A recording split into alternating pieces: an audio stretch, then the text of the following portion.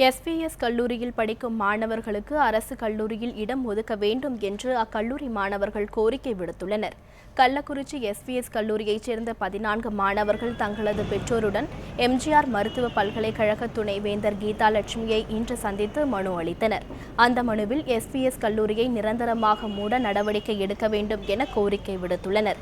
அடிப்படை வசதிகள் இல்லாத கல்லூரிக்கு முறைகேடாக அனுமதி அளித்த அனைவர் மீதும் நடவடிக்கை எடுக்க வேண்டும் என்றும், அரசு நிர்ணயித்த கட்டணத்தை விட அதிகமாக வசூலிக்கப்பட்ட கட்டணத்தை திருப்பி பெற்று தர வேண்டும் எனவும் மாணவர்கள் கோரிக்கை விடுத்துள்ளனர்.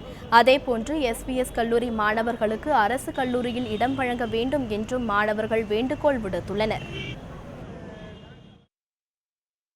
இதுவரைக்கும் முதலமைச்சர் தனி பிரிவுல இருந்து எம்ஜிஆர் யூனிவர்சிட்டிக்கு, அப்புறம் இந்திய மருத்துவக் கழகத்துக்கு, எல்லா ஆளுநருக்கு எல்லாருக்குமே நாங்க பெட்டிஷன் அனுப்புறோம். எப்போ செப்டம்பர் மாசத்துல இருந்து பெட்டிஷன் மேல பெட்டிஷன் கொடுத்துட்டு தாங்க சார் இருக்கிறோம்.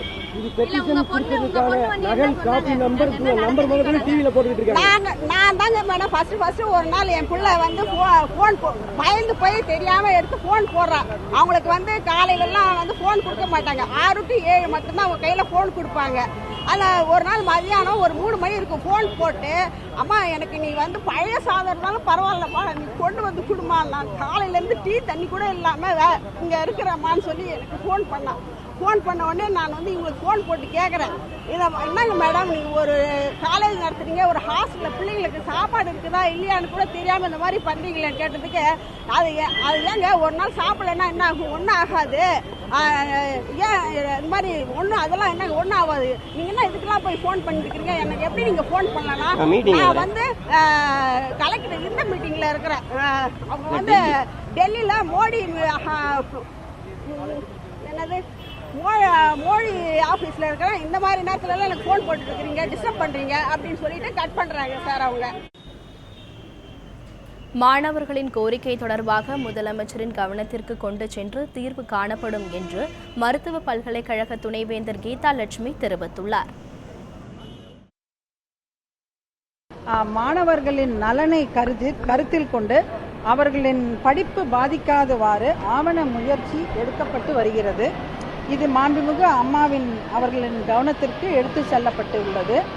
மேலும் மாணவர்களின் தேர்வு பாதிக்காதவாறு நடவடிக்கைகள் மேற்கொள்ளப்பட்டு வருகிறது. கட்டணங்களை பற்றி பரிசீலனை செய்து ஆவணம் செய்யப்படும். அதுதாங்க அது நாங்க டிசைட் பண்ணுவோம். இப்ப மாணவர்கள் இப்போதைக்கு all registered candidates of this university would be taken care of. This has been brought to the notice. Time frame as early as possible. As early na how enna evlo சீக்கிரம் முடியுமோ அவ்வளவு சீக்கிரத்தில் இது நிச்சயமாக